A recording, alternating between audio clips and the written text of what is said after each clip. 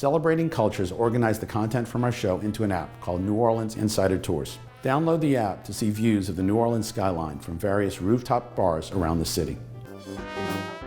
Go up to Rosie's on the Roof. It gives you a great perspective of the city.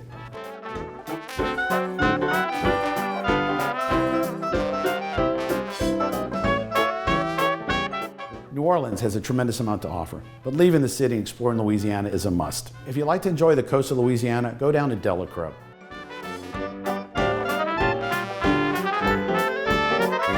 If you'd like to know the history of the river, go up to the Great River Road Museum in Darrow.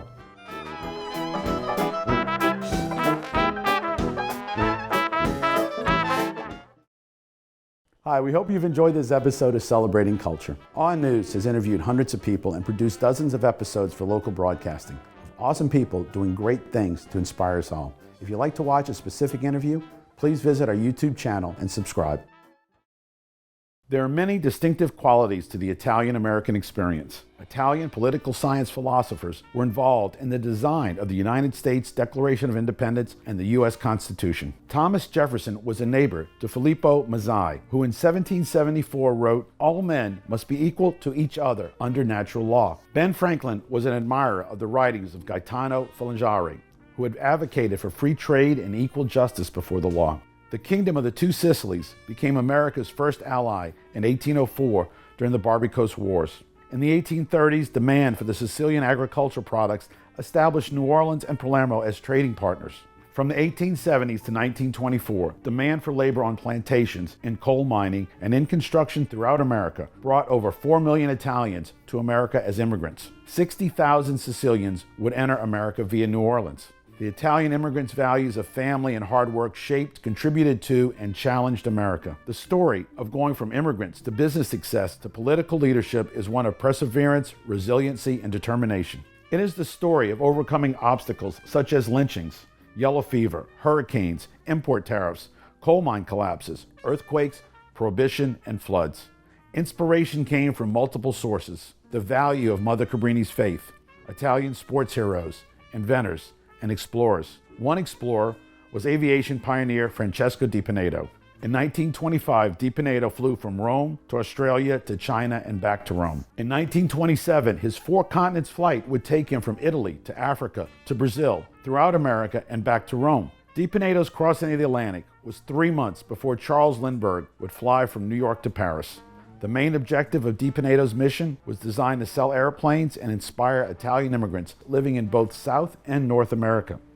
De Pinedo was successful in getting countries to either acquire or license the rights to manufacture the Savoy Marchetti plane. In America, the city of New York decided it wanted 50 planes to patrol its harbor. U.S. production was set up in 1929 with the formation of the American Aeronautical Corporation. However, shortly after the setup, the Great Depression started in October, and the contract was reduced to only 14. Today, a Savoy Marchetti exists in Brazil in their museum. Another Savoy Marchetti exists at a private collection in Minnesota from the New York manufacturer. And in Italy, they are looking to rebuild a plane for display. The New York Times and others believe that de Pinedo and his crew could be the 6th team to enter the $25,000 Artide competition to be the first to fly the 3,600 miles from New York to Paris. De Pinedo's landing on the Mississippi River in the Little Palermo of New Orleans French Quarter was well received by the thousands of Sicilian immigrants to New Orleans. We're coming to you today from New Orleans Lakefront Airport. The Lakefront Airport is very special because you can see it's an Art Deco terminal, and it's very close to where a gentleman named Francesco de Pinedo landed his plane in New Orleans in 1927. And I'm with Vincenzo Acrobelli. Vincenzo is the representative of the Consul General of Italians living abroad. He's also an aviator and a history enthusiast. Vincenzo, welcome to the show. Thank you very much.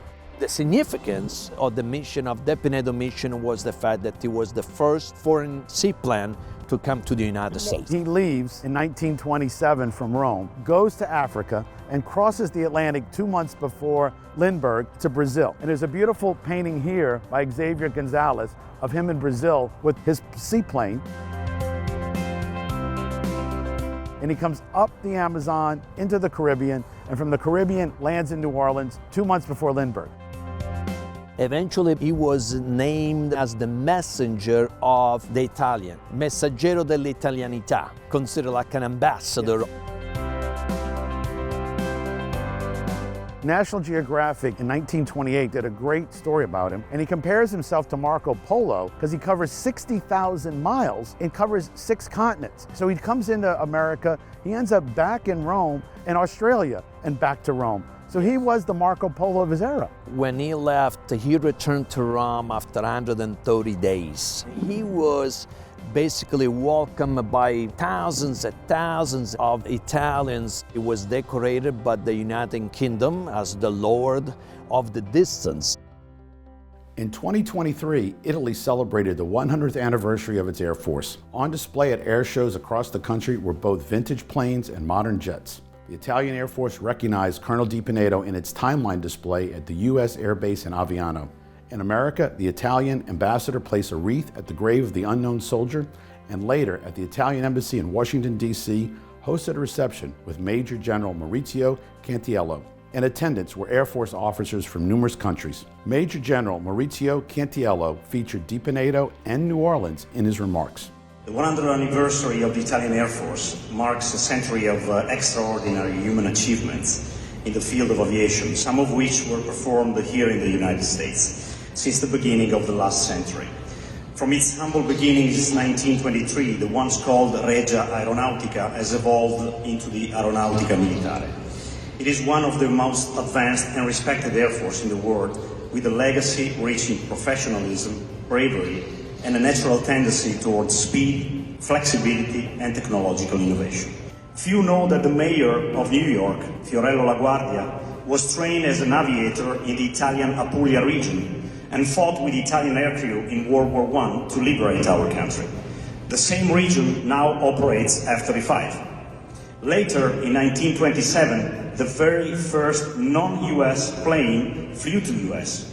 That was General de Pinedo, landing his seaplane, by the way called Santa Maria, as one of the 3 ships of Christopher Columbus, in New Orleans.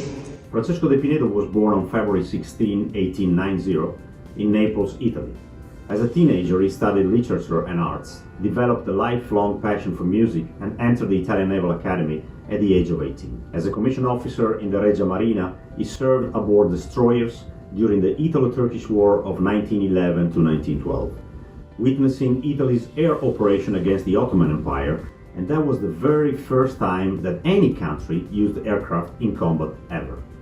After Italy entered World War I in May 1915, he saw action again at sea, and after the war ended in November 18, he resumed aviation duties and made milestone flights from Italy to the Netherlands and from Brindisi to Constantinople in the Ottoman Empire.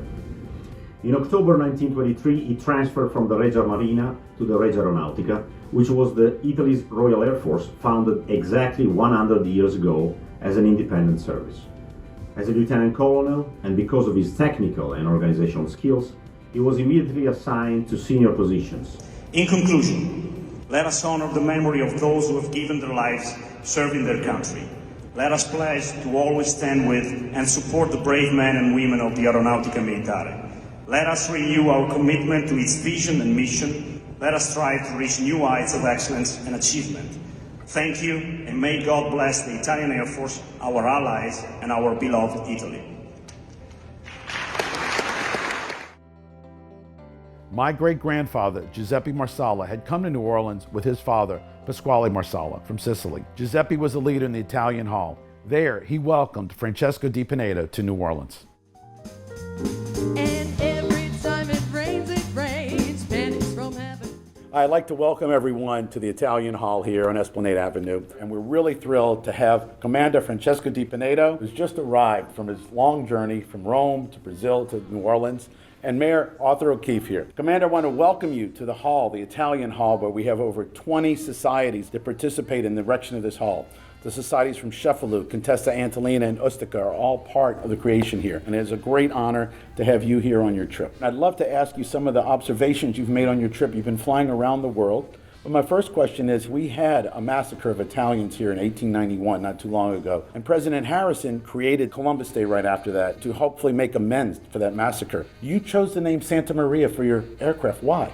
So first off, President Giuseppe Marsala, I would like to thank you for putting on this entire reception for me. On this journey, we're able to hit most of the ports, if not all of the ports, that Christopher Columbus traveled in his journey. And the years that it took Marco Polo to do his exploration, it has merely taken us months. So it is an honor for me to be the pilot of the airship titled the Santa Maria. Commander de Pinedo, as part of my administration and my legacy, we're planning to build an airport somewhere near New Orleans. Tell me, should that be near the water? And also, tell us more about your plane. So the plane that we're flying in is a Savoia Marchetti S-55. It is an Italian plane that has, over the years, has won numerous awards for speed, durability, agility, and cargo space. To answer your question about the airport, civilizations are mirrored by waterways. It only makes sense to utilize these natural airstrips as opposed to building costly ones. We had a flight in 1925 from Australia and into China that demonstrates the feasibility of long-distance air travel. It also shows the durability of seaplanes. And finally, the one I'm most proud of, the pioneering efforts of the Italian aviation. Commander, 400 years ago, Leonardo da Vinci began designing concepts to help man in his quest for flight. In 1519, Magellan circumvented the globe during his world exploration. In 1925, your flights took you to India, China, Japan, and Australia. 1927, you will have visited 6 continents. Your 4 continents flight combined the concepts of those 2 great men, Da Vinci and Magellan. We, myself as mayor, and the people of New Orleans, are proud and honored to have the Lord of the Distances visit us on his historic flight. Could you share some of your adventures crossing the Atlantic on your way to New Orleans? Certainly, I'd be more than happy to. Originally, we left from Sardinia on the 13th of February for Africa. Originally, we were to leave from Boloma for Brazil, but due to heat issues in Africa, we had to leave with less fuel and ended up leaving on the 23rd. We arrived on February 23rd on the coast of South America. We made various stops in numerous cities in South America, from Rio de Janeiro to Buenos Aires. While flying out of South America, we flew over the Mato Grosso region of the jungle, which is essentially the Amazon jungle. We were the first recorded flight in history to fly over the Mato Grosso region. And on our way out of Brazil, I'm pleased to announce that the Brazilian government bought 8 of our Savoia Marchetti airplanes in exchange for coffee beans. From South America, we flew into the Caribbean, and then from the Caribbean into Havana and Cuba. Lastly, from there, we crossed the Gulf of Mexico to this wonderful city here in New Orleans. We're going to continue our journey to California, and then to New York, eventually across the Atlantic to Paris, and then to Rome. Hopefully, if all goes well, we will be the first to cross from New York to Paris across the Atlantic, and will win the $25,000 Orteig Prize. Commander, that would be wonderful for the Italians to win that prize. I know that already several teams have actually perished trying to win it over the last 6 years. For the Orteig Prize, you're competing against the Columbia Aircraft Company, which was recently started by Sicilian-born aircraft designer Giuseppe Bellanca with funding from Charles Levine. Bellanca is from Sciacca, where many in New Orleans have their ancestors from. He has been in America since 1911. His designs in 1916 have been considered state-of-the-art, winning many first-place prizes. One of his designs is the Parasol monoplane. One of his students was Fiorello LaGuardia, who is now a congressman in New York. We here at Little Palermo are thrilled that you're here, and it just inspires us so much. So we hope that while you're here, we're able to show you the Italian Little Palermo community and take you around to our mausoleums, which we're very proud of, which we've erected in the last 30 years in Metairie Cemetery. I'd like to offer you the Italian challenge coin of Little Palermo. So as you visit other Italian communities, you can show the Italian Little Palermo coin. Thank you, sir. Thank you. Mayor, would you say a toast? It would be my pleasure. Commander, between your 1925 and 1927 flights, you will have flown 60,000 miles. While you're here, I'd like you to make use of this key to the city, which I'm proud to give you on behalf of the citizens of the city of New Orleans and myself. As you know, America is under an era of prohibition. But not only do we have great coffee in New Orleans, we have New Orleans medicinal liquor, with which we would be happy to offer you a toast. To De Pinedo, Lord of the Distances. To De Pinedo.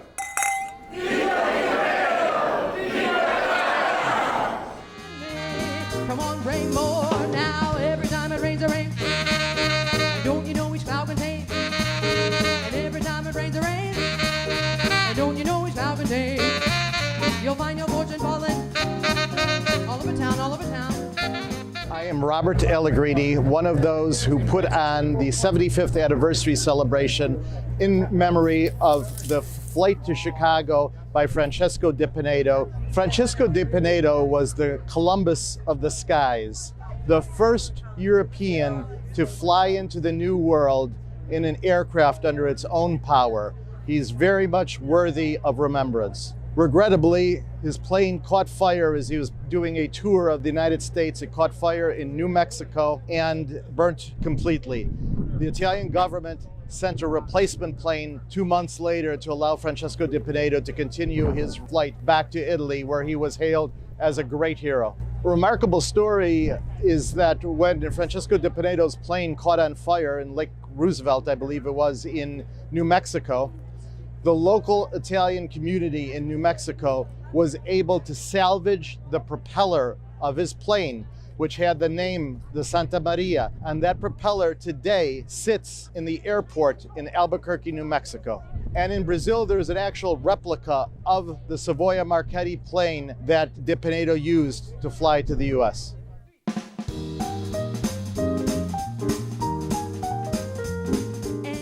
Commander de Pinedo, once again I welcome you to the Italian Hall in New Orleans. And I wish this time was with the excitement of previously, but we have since had the Great Flood of 1927, and still many of the sugarcane plantations which we work on are now impacted. While we're here, I appreciate you coming, and oddly enough, you've had your own challenges, which I think about the first Christopher Columbus, his Santa Maria sank, and your Santa Maria sank. So I appreciate the resiliency you're showing in coming back and completing the journey. Resiliency really is part of the Italian chemistry. After leaving New Orleans, we had a great flight to Galveston. We made it in record time. However, while refueling on Lake Roosevelt, a teenage boy accidentally threw his cigarette out onto the lake that was setting with gasoline, and it burnt the Santa Maria, and like you said, it sank. We're still focused on completing our 4 continents journey and inspiring the Italian immigrants here in America. From there, we flew on a U.S. Navy plane to San Diego.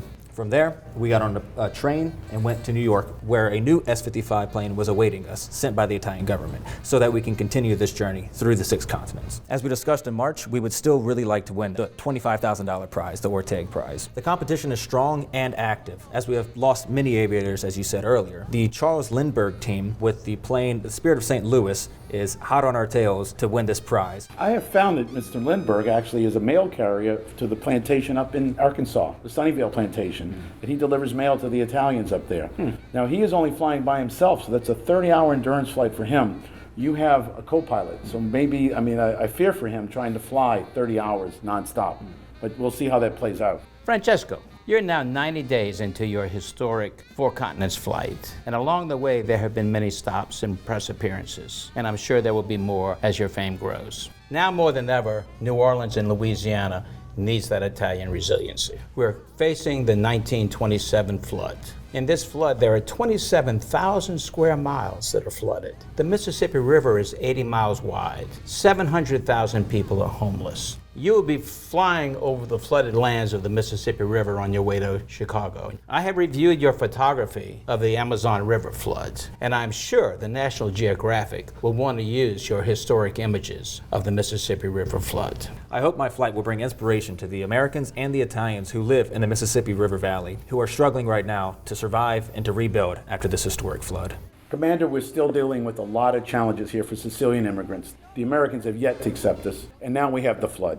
I really hope that your trip here inspires Americans to realize the contributions of Italians to America and how we've made things better. We had Marconi with the radio transmissions and Maiucci also with radio transmissions. So we have so much in the engineering field, and I hope that you showcase Italian engineering and lets people realize the benefits of integrating with the Italian community. We really are proud of our Italian engineers. In 1900, the Fiat Motor Company was created, and in 1908, they had a factory here in America.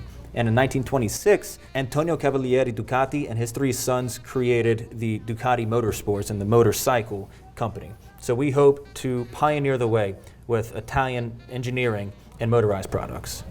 Commander, let's talk about something a little lighter note. Between 1922 and 1924, the New York Yankees trained in New Orleans at our Pelican Stadium. I had the privilege of meeting the great Bambino and witnessing him hit a Grand Slam home run. The Yankees' batting order is so strong, they're calling it Murderer's Row. Tell me, What is the talk of baseball in New York? The energy is very high in New York regarding the Yankees. I had the honor and the privilege of meeting Tony Lazzari, the new second baseman of the Yankees. He's known up there as push 'em out, or in Italian, Copicillo. He will have a great career, and hopefully the Yankees will turn out to have a good season this year. From New York City, we went to Washington, D.C., and actually had the honor to meet the president.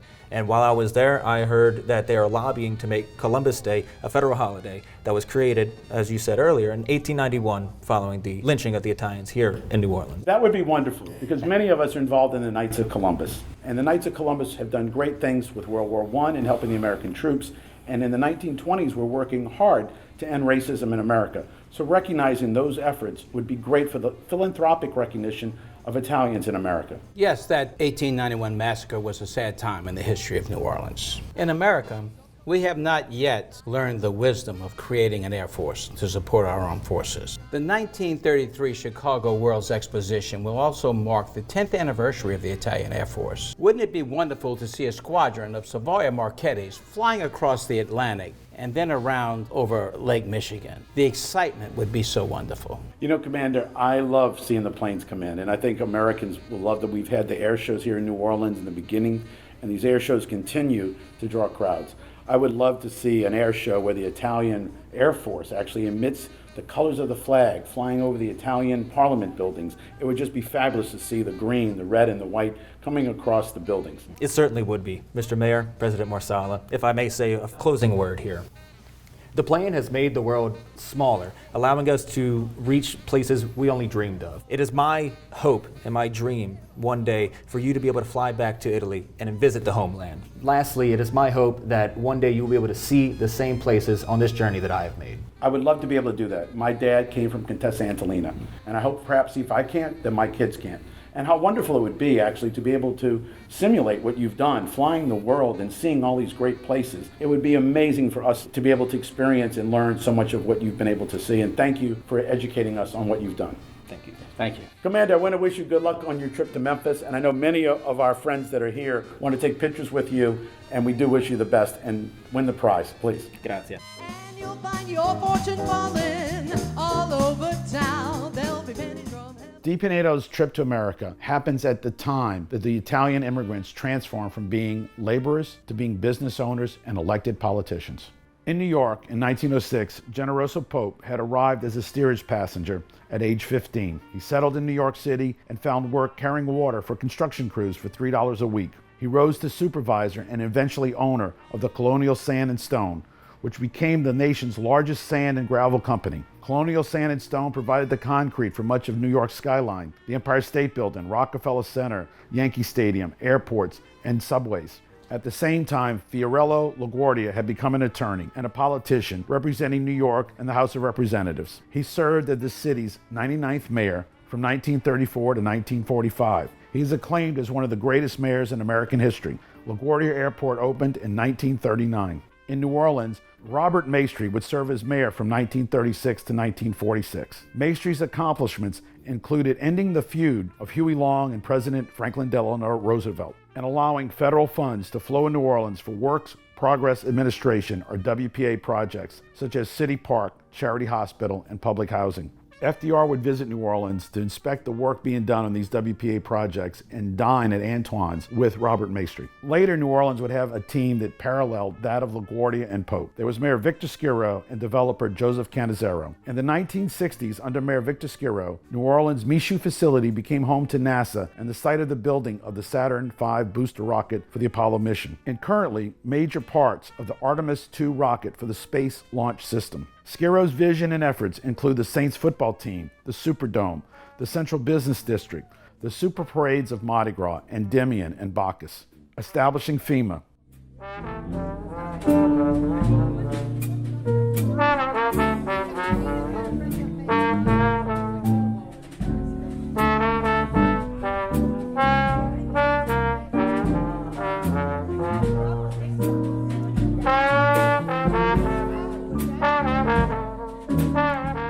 Desegregation of schools, integration of City Hall, and the New Orleans Square and the Disney-themed parks.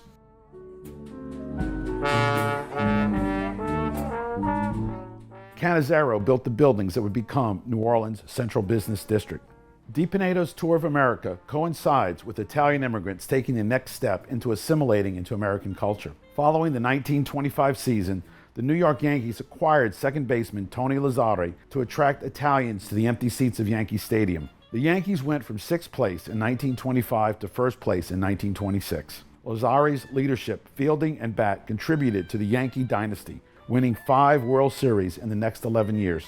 Tony Lazzari holds many home run records. He is the only player to complete a natural cycle with a grand slam. He became the first major league player to hit 2 grand slams in one game. He had 11 runs batted in that game, which is still an American League record for the most ribby in a single game.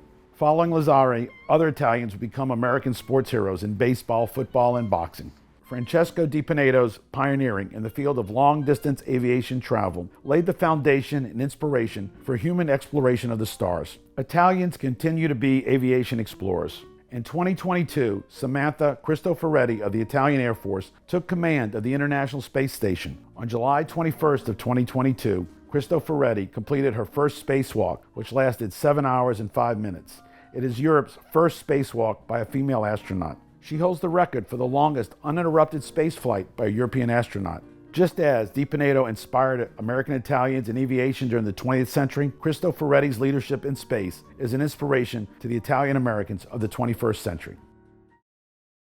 Our News spent 5 years touring Louisiana. We've interviewed countless numbers of people. The people that make it happen, that put on Mardi Gras, the chefs, the artists, the backbone of Louisiana. We've taken those interviews and made a show called Celebrating Culture. But we've also taken those interviews and put them in a tour app, New Orleans Insider Tours. To download the apps, all you have to do is point your phone at the flow code in the camera mode. Once you have the app downloaded, you'll have access to putting together the best game plan to experience in Louisiana. You can start with Little Palermo, which is 50 points of interest on the Italian community, and then go to Statue Stories and Spirits, over 150 stops in the French Quarter and CBD. Where to dine in New Orleans, what rooftop bars give you the best view, how to see the Gulf of Mexico from the coastal towns, driving up to the Bonnie and Clyde Museum near Shreveport, or up to Vicksburg.